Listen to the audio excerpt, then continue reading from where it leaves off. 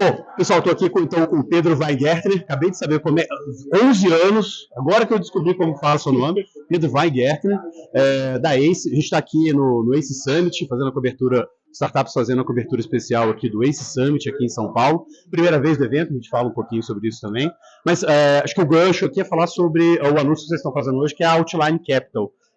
Fala um pouco, por que criar essa gestora voltada à Corporate Venture Capital? Legal, a gente, como você sabe, a gente já atuava com investimentos há muitos anos, né, desde o início da ACE, e a gente começou a trabalhar com corporações. Nos últimos 5 anos a gente tem investido muito forte em corporações, porque a gente não vê uma diferenciação, a gente acha que tudo faz parte do ecossistema. E criamos o Cortex, a ACE Cortex. E a gente tem mais de 170 clientes corporativos no ACE Cortex, e muitos deles trabalhando com Corporate Venture Capital. Qual que é o problema? Uma consultoria não pode ser uma gestora. E a gente também tem um foco em gestão do nosso portfólio. Também não queremos misturar as coisas. Né? Tem uma governança para isso. Então, nasce a ACE Outlier Capital, que é uma gestora focada em Corporate Venture Capital, que bebe da fonte do Cortex, em termos de todo o conhecimento, e, obviamente, vai oferecer para toda a base de clientes já do Cortex uma gestão independente, autônoma e com uma Chinese Wall, né, com uma blindagem, né, em termos de governança, toda a gestão de conflitos e tudo estruturada, e também bebe da fonte de investimento que a gente sempre fez, que a gente tem excelência em fazer. Já tivemos aí 27 saídas e tal. Então a gente uniu essas duas coisas para conseguir prover. O que estava acontecendo no mercado é que as empresas nos procuravam, as corporações, e eles falavam, legal, agora eu quero fazer meu fundo. A gente poderia ajudar vocês a fazer o fundo. Só que aí indicava você, aí você tinha que indicar ou trazer uma Valetec. A gente não. Enfim, tem que ser uma gestora, CVM, tem todo um trabalho que tem que ser feito, e a gente ainda não tinha isso. Então agora a gente está lançando hoje formalmente para o mercado um serviço, que é uma empresa, na verdade, uma empresa independente, que vai oferecer para as corporações o que há de melhor em termos de gestão de fundos de corporate venture. Tá. Mas de onde que vem essa demanda? Como é que vem isso? Como é que vocês estruturaram a Outlier também, né? Tá. Você fez a Ambima, você é o gestor, vocês contrataram gente, como é que vai ser essa equipe? Vai ser uma empresa separada? É uma empresa separada, um CNPJ separado. CVM, bonitinho. CVM, né, com todo o Chinese Wall, uma equipe exclusiva, alocada para esse negócio, e você sabe muito bem, tem uma série de questões de compliance que a gente tem que seguir. Então, essa empresa é absolutamente independente e tem que ser absolutamente independente para não ter conflito. É claro que o fato da gente ter uma empresa de consultoria e o fato da gente já ter uma empresa que investe há muito tempo nos traz várias vantagens em termos de conhecimento. Mas a gente não pode misturar as coisas. Então, as empresas conseguem ter uma independência e, por exemplo, tem uma empresa que trabalha com uma outra consultoria no mercado, por exemplo, e tem esse problema, e a gente pode trabalhar exclusivamente com ela para gerir o fundo. Então não tem exclusividade, ou não tem nada, tipo, a ACE aceleradora não vai interferir na Outlier, Cortex também não interfere, Advisors também não. Não. E esse é um cuidado que a gente tem, como a gente tem vários negócios embaixo do guarda-chuva, a gente tem que cuidar muito com qualquer tipo de conflito que possa surgir. Então a gente é muito sério, a gente é muito CDF com isso para garantir, né? Enfim, a gente vai além do mínimo necessário para garantir que isso seja muito bem feito. Porque no final do dia, a gente vive de reputação. E a gente tem reputação de 10 anos aí para zelar. Então, o que a gente tem que fazer é manter isso e conseguir prestar um serviço com o nosso carimbo de qualidade para o mercado e absolutamente independente do ponto de vista da gestão, tudo mais. Sempre bebendo na fonte da sinergia. Tudo que a gente puder usar de sinergia, a gente pode. A gente tem uma base gigante de startups, a gente tem conhecimento. Então, vamos imaginar o seguinte, eu estou gerindo um fundo para uma empresa que não trabalha com o Cortex. E aí a empresa fala, eu queria definir minha tese de inovação. Eu falo, legal, vem aqui. Cortex, ajude eles a definirem até, eu queria fazer corporate venture, eu queria fazer venture building, queria construir negócios. Poxa, o Cortex pode ajudar você com isso. Então, a gente consegue usar sinergias, mas é claro que a gente tem que ser extremamente cuidadoso para ter um Chinese Wall em tudo que a gente faz. Né? A Outlier já começa com o cliente ou vocês só estão colocando o produto no mercado para trazer? A gente normalmente começa com o cliente, né? Nosso DNA é começar com o cliente. A gente já tem vários clientes engatilhados para começar a trabalhar com a gente. Não tem nenhum formalizado ainda, porque a formalização da CVM e tudo mais foi muito recente. Então a gente recém está começando a colocar esse negócio, não dá para ficar fazendo muito MVP, né? A empresa não vai colocar o dinheiro ali para ver o que dá, né? Esse é meio binário. Então a gente ligou a chave agora formal e a ideia é já no segundo semestre já ter a chave ligada aí para clientes. Qual que é a expectativa? Dá para falar quantos clientes vocês querem? Quanto sob gestão? A gente, capital sob gestão, o que a gente aprendeu nesse mercado é que muitas vezes o divulgado não é... Você está rindo, né, Gustavo? O divulgado não é o que acontece. Isso não acontece, cara. Isso não acontece. O que a gente viu a empresa às vezes fala assim, estamos criando um fundo de 100 milhões. Aí você vai, legal, mas quando você alocou? Não, 10. Depois a gente vê o resto. Aí muda de gestor 3 anos depois, muda de presidente 3 anos depois, acabou. 5, naquele fundo. Veja bem. Então o que a gente está olhando é mais como clientes ativos com fundos ativos, né? Então a nossa meta até o final do ano é ter pelo menos 2 clientes com fundo ativos, né? E aí sim, no ano que vem, a gente ir com bem mais força ao mercado.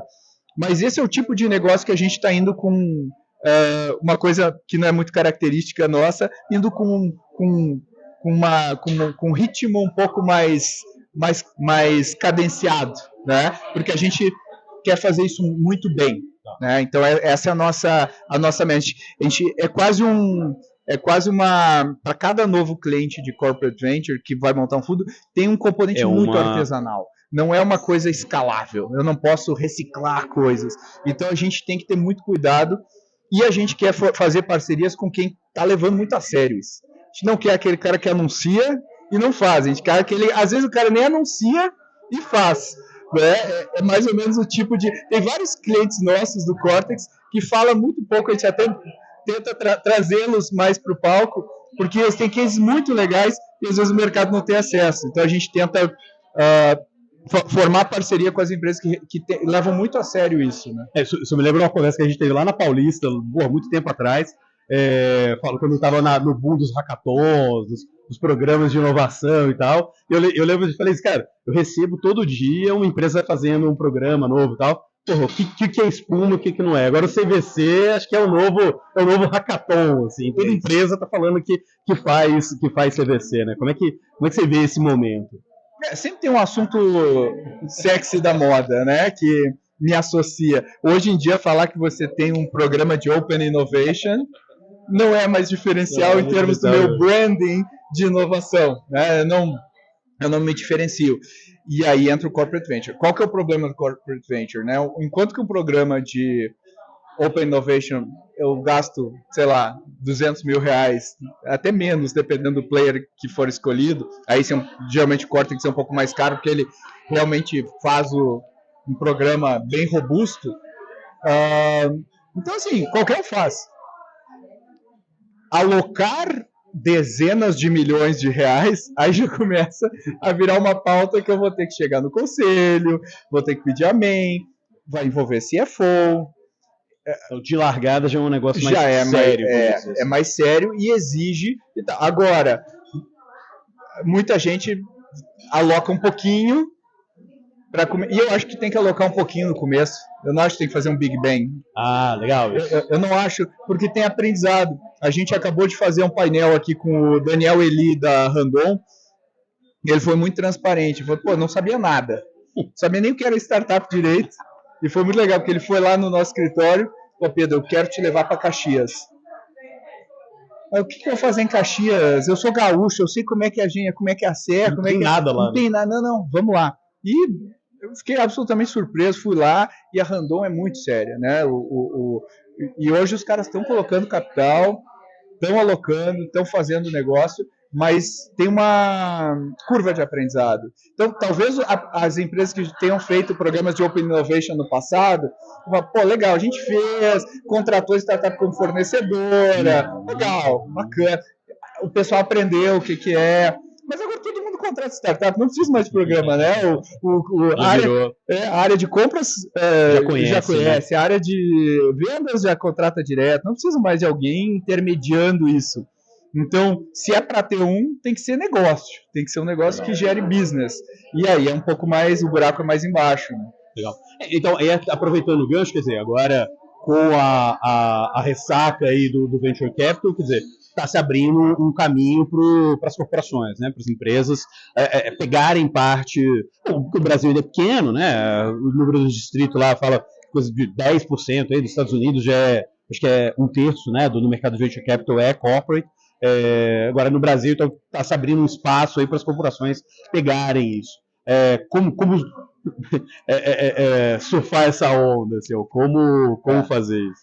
Eu acho que as corporações geralmente estão muito atrás, né? Tanto em termos de entendimento do que é, mais em mindset, porque a corporação ela é patrimonialista por excelência. Assim, eu investi em você, eu sou sua dona. Então você trabalha para mim agora, empreendedor. E a gente sabe que empreendedor não é assim. E VC não é assim. VC fala, não, cara, vai lá. Obrigado por às vezes até solto demais. Exato, né? Às vezes é hands-off total, né? Esse é um bom papo até. Mas, e aí a corporação tem que entender o papel dela nesse contexto, porque o que o empreendedor precisa nesse estado? Pô, precisa de cliente, precisa de ajuda, às vezes precisa do nome, do carimbo da empresa na camisa, tudo isso ajuda. E as empresas não entendem isso. Ela quer saber o quanto ela vai impactar o resultado do ano, ela tem a meta trimestral, então tudo isso é muito descasado ainda. Mas eu acho que quando isso começar a encaixar, existe uma grande oportunidade para o Corporate Venture ocupar um espaço mais relevante no mercado brasileiro. Porque a gente ainda é traço em termos de impacto do Corporate Venture. É lá, todo mundo tentando, ninguém entende direito o estágio que eu devo investir. Será que eu entro junto com uma série B e meto um cheque de 20 milhões? Eu entro na aceleração, eu entro em seed, o que eu faço? E se eu investir, o que eu espero desse cara depois de investir? Enquanto que lá nos Estados Unidos, porra, tem uns caras que, tipo uma Intel, Qualcomm, os caras estão há décadas fazendo isso e já sabem fazer, e já tem, esse cara tem um valor estratégico X, esse cara tem um valor financeiro, esse cara eu tive um exit e tal, os caras já tem uma equipe, então é um negócio assim. E outra coisa que a gente vê, né, Gustavo, que é muito difícil encontrar profissional de Venture Capital no Brasil. Então, assim, mal tem profissional de Venture Capital para os fundos de Venture Capital. Agora, tu imagina se cada empresa de corporação tiver o seu time de Venture Capital. Né? Das duas, uma. Ou a gente vai criar uma universidade de Venture Capital aí. Tá aí uma boa ideia. Botar um prédio com Venture Capital University. E não faz sentido. Porque você tem que escolher. Ou você vai ser um Venture Capital interno, mais ou menos. Tá. Ou você vai formar uma parceria com alguém, porque... Que aí você porque exatamente isso que eu ia te perguntar, porque qual que é a vantagem ou a desvantagem de ter uma equipe interna e por que contratar uma outlier, por exemplo? Exatamente. Porque a minha equipe interna, eu vou ter que achar alguém, às vezes a pessoa vai ter que ser certificada, mas não adianta só certificar, porque essa é a parte burocrática. Precisa conhecer startup, precisa não sei o quê. E aí, eu como empresa, qual a minha proposta de valor para atrair um profissional desse? Eu posso trabalhar na ACE, posso trabalhar num fundo super legal. Por que eu vou trabalhar num corporate venture? Eu quero seguir carreira corporativa e tal. De repente tem gente que quer, mas eu acho que o pool total de profissionais disponíveis para uma empresa montar uma equipe é muito pequeno hoje no mercado. Então, eu até posso ir formando ao longo do tempo, que eu acho que é a melhor estratégia, a transferência de conhecimento. Legal. E esse é um dos pilares da Outlier também. Isso é legal. A gente faz a transferência. Sempre a filosofia daí é compartilhar conhecimento, sempre foi em todas as áreas, né? E não é diferente quando a gente fala do Cortex, quando a gente fala da Outlier. E a ideia é transferir conhecimento para as empresas, porque a gente sabe que a empresa não vai virar uma gestora de venture capital, mas o quanto mais a empresa entender sobre isso, mais ajuda o nosso trabalho, porque a gente começa a jogar. Facilita. Exatamente. Também, então né? O mercado fica mais saudável, fica melhor. Essa que era a questão, porque na hora que você contrata um fornecedor, você tem um lock-up ali, né? Tem um lock-up. Tem um lock-up. A gente, obviamente, sempre tenta fazer com que o divórcio né, já tem um pré-nupcial, um acordo assinado. Porque a gente não quer deixar ninguém refém. A gente quer que haja uma declaração de amor, né, a cada renovação de votos todo ano.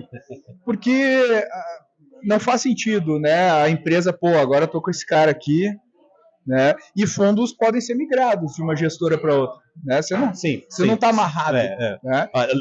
O arcabouço legal permite isso. Permite. Então a gente está super confortável com isso e a gente acha que não é gestão de fundo que a empresa quer. Ela quer gestão de venture capital. Legal. E gestão de corporate venture capital. Então precisa ser alguém que entenda a estratégia dela. Assim, o que você precisa? Me fala da sua estratégia. Vamos traduzir isso para cá. Agora vamos encontrar um parceiro que possa conectar com isso. Vamos convencer esse parceiro a se juntar a gente. Vamos fazer o melhor deal para ambas as partes. Isso não é trivial. Não é só ter uma gestora. Né? Você precisa ter todo um arcabouço, que é a palavra da moda, né? Todo um arcabouço conceitual para fazer isso, entendimento e entender os dois lados. E a gente parte da vantagem que antes de tudo, a gente é pró-empreendedor. E a gente acha que não pode ser diferente. Porque qualquer coisa que colocar o objetivo puramente corporativo na frente perde a essência do negócio, ele desmonta a tese do negócio. Então a gente tem que entender, o empreendedor está feliz, e aí a gente consegue gerar o valor para o negócio. Né? Legal. Você falou de 11 anos de ACE, né? Quer dizer, vocês já nasceram como acelerador, fizeram o Cortex, recentemente lançaram o Advisors, agora a Outlier é o quarto negócio? É o quarto negócio. Quarto braço. Como é que... Porra, complexidade danada, né? A chave para fazer isso é ter sócios que toquem esse negócio. Né? Você vai falar, Pedro, você é CEO de todos os negócios? Não, eu não sou CEO de todos os negócios. Tem gente muito boa tocando cada um dos negócios, que tem sociedade na empresa. E isso é uma coisa que a gente aprendeu com o BTG, com o partnership do BTG. Né? É porque vocês fazem o Boost Lab, né? Exatamente. Então a gente entendeu que a ACE não é uma empresa de dono, a ACE é uma empresa de donos.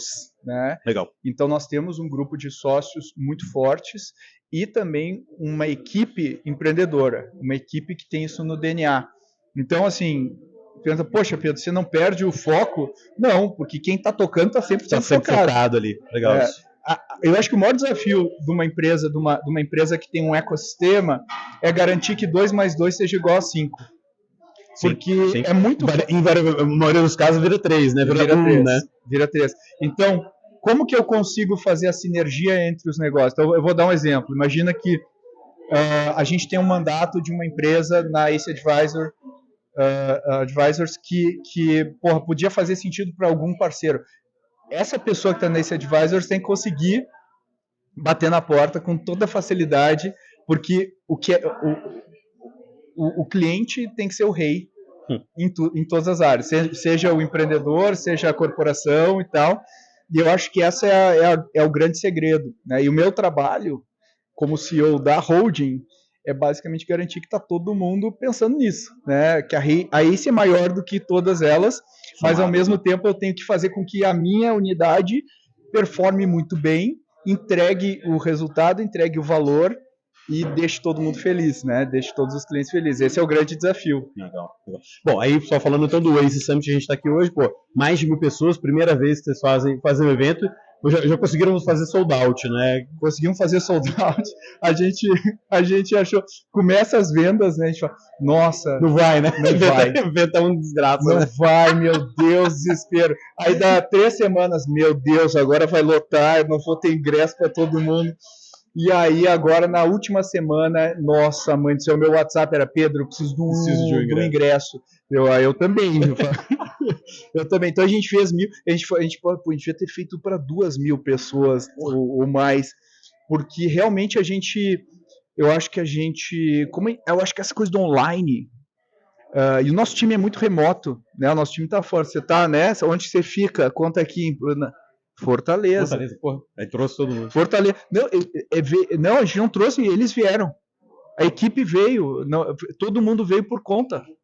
A equipe da ACE veio por conta pro evento. Tem equipe que está organizando, a gente falou, quem quiser da ACE vir. Todo mundo quis vir. A gente tem quase 100 pessoas, né, Saulo? Quase 100 pessoas da ACE aqui hoje. Caramba! Tocando o evento. Vocês estão com quantas pessoas? A gente está com 100 e quantas, Saulo? 160, né? 160 pessoas. Caramba. Hoje. E tá todo mundo aqui trabalhando no evento, não é assistindo, todo mundo trabalhando no evento. Então, isso acho que é a força da nossa comunidade. Mas o remoto a gente não sente, né? Então, quando a gente vê cada episódio do Growthaholics, do podcast, que aliás a gente tem que gravar um. Pô, né? Obrigado. Você está me convidando, temos que gravar um aqui, você como empreendedor, né? Eu lembro no começo da pandemia, eu estava para lançar startups, a gente estava fazendo alguma entrevista por Valor, eu falei, daqui a pouco, quem sabe, eu entro aí no programa de aceleração também. É verdade, eu me lembro. E aí, a gente, cada episódio nosso é como se fosse 3 vezes o nosso evento, aqui lotado. Só que a gente não tem essa dimensão. E eu falo lá na minha... Que são 3.000 pessoas. Eu falo na minha casa. Agora quando a gente olha assim, meu Deus, quanta gente. Então ano que vem, eu já faço em primeira mão aqui, vamos fazer um evento maior ainda, né, mais legal ainda, e a gente aprende, né, com a experiência. Mas tá muito legal rever tanta gente que ajudou a gente no início e tem que reconhecer, né, quando a pessoa te ajudou lá atrás, eu acho que... Falando de ACE Summit, e eu já deixando spoiler do ano que vem, mas e mercado? O que vai ser o mercado no ano que vem? Vai ter mercado ainda? ou o inverno vai congelar tudo? Enfim, a gente acha que agora, pra gente, a nossa é a Disneylândia. Por quê? Porque tem um monte de empreendedor começando negócios agora. Tá. Né? E vocês estão muito na base. Exatamente, teve muito layoff. E o que acontece com algumas pessoas que são demitidas, criam empresas, e tem gente boa fazendo isso. E a gente acha que os próximos 2 ou 3 anos vão ser anos de construção para a gente colher lá na frente, né? Então, você vê, né? A gente, nesse ano, a gente vai investir mais do que a gente investiu nos últimos 3 anos. De aportes? De aportes. Então, porque, assim, quem está criando o negócio agora está entrando num mercado que está desafiador, ou seja, são empreendedores mais resilientes. Tá. E a gente já viu isso antes. Com experiência, né? Eventualmente o cara que foi layoff, já tem o playbook já ali, tem, né? E a gente já viu isso antes. A gente não começou ontem. A gente sabe que o mercado é cíclico. Então, esse inverno que a gente está vendo vai mudar, né? Vai acabar. E agora também tem uma ondinha que ajudou, que está virando bem grande, que é a inteligência artificial. Então, assim, a gente não pode terminar o vídeo sem falar de ChatGPT para dar SEO. Né? Exatamente. Tem que botar. E o título, aliás, dessa matéria, o ChatGPT e o mercado das startups. E no Vale do Silício está um boom. Isso aí é o que salvou. É o que salvou a safra americana, é isso. Mas aqui no Brasil, eu acho que a demanda é tão alta por startups, que nem eu falei ali, né? A gente nem arranhou a superfície ainda da quantidade de startups que a gente deve criar, pode criar. A gente falou na minha abertura ali, eu falei que a gente tem 15 vezes para aumentar o nosso estágio o capital investido em early stage para a gente conseguir ter alguma paridade proporcional a mercados mais evoluídos de startup. Então, a gente ama o early stage, continua investindo. Agora, se a gente estivesse falando aqui de investidores série B, C, D, aí eu acho que eles estão... quer dizer, o cara tá segurando, porque quer dizer, ele talvez tenha feito algumas cagadas, né? Então agora tem que saiu o balanço da SoftBank ontem. Nossa, eu botei no slide lá, SoftBank parou, congelou basicamente. Mas eu tava falando com um cara 2 semanas atrás lá no Brasil Silicon Valley, que também não tem, né? Você olha, quem que você hoje, se você fosse um fundo de CD, né, um fundo de growth, para investir, quem que você investiria? Já foi, né? E é down round agora. Então você entra num negócio complicado. Então os caras estão sentados, esperando, né, o mercado, sentados em dinheiro, com capital para investir. Esperando essa próxima leva daqui a 2, 3 anos para ser as nossas, os seeds de hoje serem o série C de daqui a 2, 3 anos. Esses caras de série C, B, eles estão ativamente agora negociando os down rounds dos investimentos que eles fizeram e tentando salvar o portfólio já feito, que está sanguinário. E early stage ainda continua bullish? Você acha que está tudo... Total. Porque assim... Esses 15 vezes é factível. Total. O que eu acho? Se a gente tivesse hoje, por exemplo, com um portfólio todo captado em série A, né, eu ia tentar falar, pessoal, segura um pouco, vamos esticar o runway um pouco mais do que já esticado, porque eu acho que vai demorar uns 2 anos, sei lá, para voltar. Mas a gente sabe o que eu falei ali, o mercado é manada. Surge um negócio e aí a OpenAI abre o capital e aí não sei o que. Não, agora vamos voltar e aí o juro baixa um pouco, já vira um clima de festa, já sai todo mundo investindo, as ações sobem. Então, o mercado é muito sensível a isso e extremamente... Nossa, desastre total. Eu coloquei, na minha apresentação, coloquei um slide assim de uma rave, assim, quando tem um evento legal, uau, agora o mundo vai ver. Aí eu coloquei o Last of Us, né? Deu um problema, apocalipse, zumbi, vamos lá, vamos salvar